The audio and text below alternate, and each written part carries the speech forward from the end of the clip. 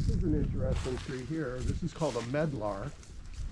It's not something we're making brandy out of, but it's not something you can eat like this. You have to wait until it blets, until it's bledded, which means slightly frosted, and then it turns soft and can be used. We actually, this is the first year we've had enough of a crop here to actually do something with, so that we'll try to do something with it this year. Well, it frosted last night. Do you need a harder frost than that? Harder frost than that,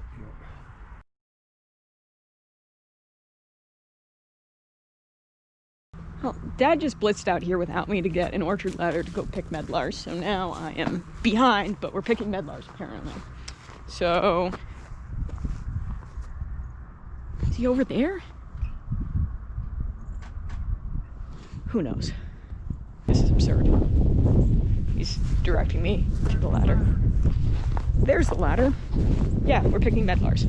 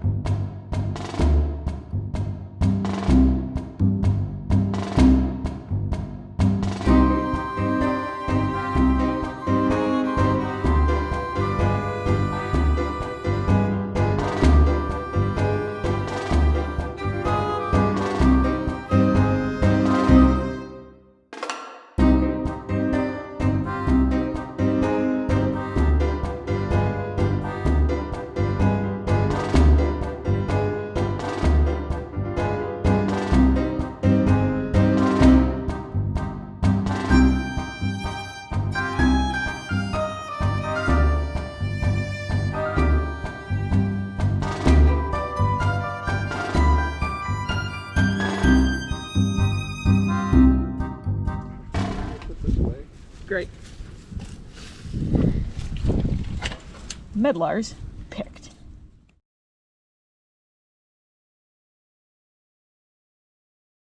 All right, so it is a month after we picked those medlars. I think it's a month. Yeah, I would think something like that. So it's a month after we've picked those medlars, and the vast majority of them have bletted, like we talked about earlier. But we do have some here that were a little bit late on the blet, and that still haven't quite bletted. But the first thing is, this is what that fruit looks like close up. It's almost kind of like a rose hip, and actually it's kind of in a similar family, though this is technically a palm. So this one is in the process of bletting, but doesn't look like it's quite got there yet. The rest of these, though, this one's pretty much there, and you can see that it's like that, and also it's squishy. Should we cut them open? Yeah, let's cut them open. There's a big seed inside. Yeah, look at that. Yeah. So. Is that? Oh, but smell it. It has kind of a nice smell. It's kind of applesauce-y, right? Yeah, it smells a little bit like applesauce. It smells a little bit almost fermented. This isn't the best one that I've had, though. It's kind of dry. We had some really good ones that we turned into a delicious jam. Which she prepared earlier. Right. And it's really delicious. And actually, you scoop some of that out. I did get a cracker. Yeah. So it's much more like that on the inside. You can, although that has a lot of sugar added to it, and lemon juice, and we also put some pears in with that.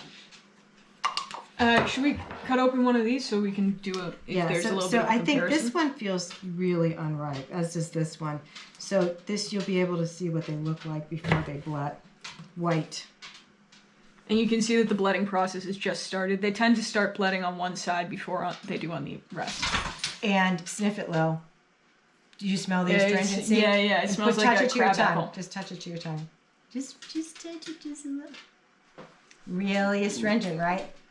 Again, just to reiterate, bletting is the process by which this flesh turns into this. It effectively rots.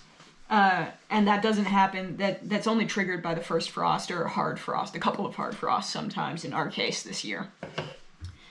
So you have to, medlars were originally cultivated in Iran, and then they made their way to the classical world, the Western classical world. and eventually into France and England.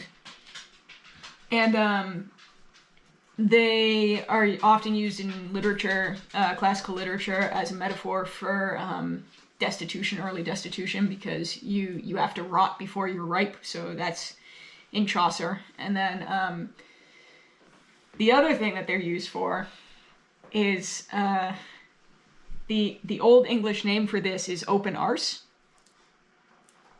You can see why. And there are many smutty references. Romeo and Juliet is famous for the Medlar speech. Yeah. Something about you wish your girlfriend's butt was like a medlar. This is the first year we've actually successfully blooded any of them. Right. Well, it's the first year we had a crop big enough to actually try to. We've had crops before. Yeah, but not nearly as many, so we weren't inspired to try to make it work. Yeah, and there's not really good information around about how precisely to blet medlars. Like some people say, oh, harvest them before the last frost. Dogs. Some say let them get frosted a couple of times. Some say don't let them get a hard frost. So there have been years when I harvest them too soon, and if you harvest them too soon, they never blet. If you harvest them too late, they are disgusting. Yeah. You know, the tree eventually should produce like 20 pounds of fruit. I think this year we got around 4 pounds of fruit. And that made, 10 jars of medlar jam? Can I have one? Ask very nicely. All right. And the medlar jam is Actually it's really good. quite delicious, and it actually had this particular jam we made with a Bosque pear as well, and it is from a wonderful jam cookbook called Mes Confitures. I should go get that and show it to people because it's a really nice book. I will do that. I'm going to chew loudly in the meantime. Okay. Keep people entertained. Yep. Yeah, this is a great book. Highly recommended.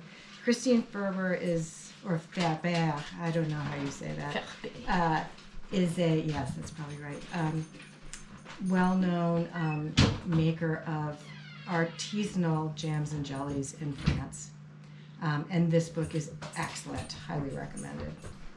But you know what I want to say about medlars is they are self-fruitful, so that it will pollinate itself. So you don't have to have more than one. You can just have one One tree. and you will get fruit. And our medlars, where did my Fedco catalog go to? It came from this place, Fedco. Highly recommended. They're also a seed company. They're great. And it was... They're in Maine, that's why they're great. Okay, the Latin name is Mespilus germanica. The cultivar is Breda Giant, B-R-E-D-A, Giant. It grows 12 to 20 feet tall. Has really pretty flowers in the spring. It's pretty easygoing, except it seems to be susceptible to fire blight. You won't get a crop for a couple of years, 2 to 3 years. The dog is chewing a bone in the background. I hope you can deal with that. But the other cool thing about medlars is that they're supposed to be one of the best things. Medlar jam and medlar jelly is one of the best things that you can accompany any kind of wine with or any kind of food with. And I guess I can kind of see why. This jam in particular is really, really, I don't know, it's like applesauce in jam form almost. Yeah, it's very, you know how flexible like pears and apples are in cooking. You can use them with something that's savory, you can use them with something that's sweet. Although medlars, you're not going to slice them up and put them into a pie. You've got to cook them somehow. This is a cheese from Vermont Creamery.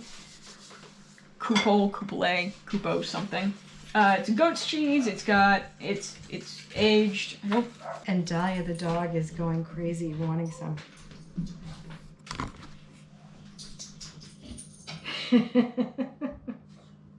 Yep, there's cheese up here. Don't laugh at her. And we can have some of these nice crackers too. I hope all the dogs are back.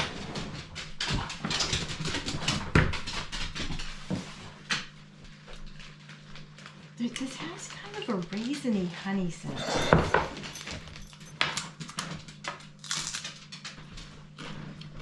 That's really good. Okay, now we have to taste it with. All right, so this is something exciting that we're doing. We just bottled sour cherry eau de vie. We have a sour cherry tree. It was really productive last year, not this year, but last year. The dog is so excited. 2018, not 2019. And we got a great crop off of it and infused some eau de vie with sour cherry. It's lovely. It really captures the taste of the cherries. It's really wonderful. Yeah, the nice thing about it is that it's not too sweet, and it doesn't taste like cough medicine, which is what I think most cherry-flavored liqueurs taste like. But again, it's not liqueur. It's genuine. I think the best thing to compare it to is any kind of sloe gin. That it's kind of that same vibe, even though it doesn't taste the same as that. It's a very similar product in the end. But we've got that, and one thing that we've been experimenting with a little bit is trying to make cocktails with our own spirits.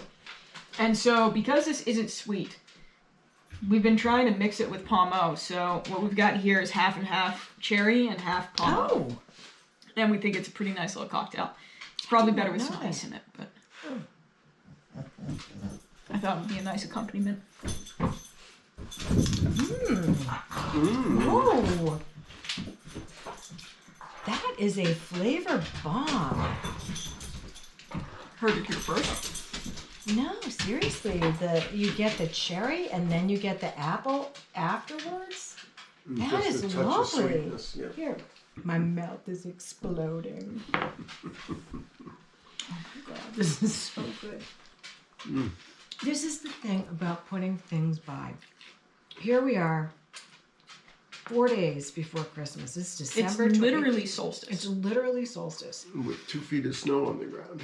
And we are having the essence of summer and fall. Next time someone's not nice, I'm going to be like, you're a Medlar.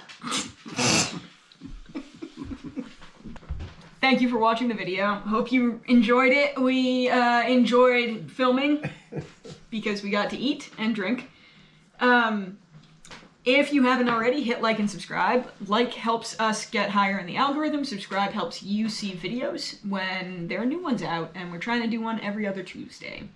In the meantime, hope you have a good winter. We certainly are, and see you next time.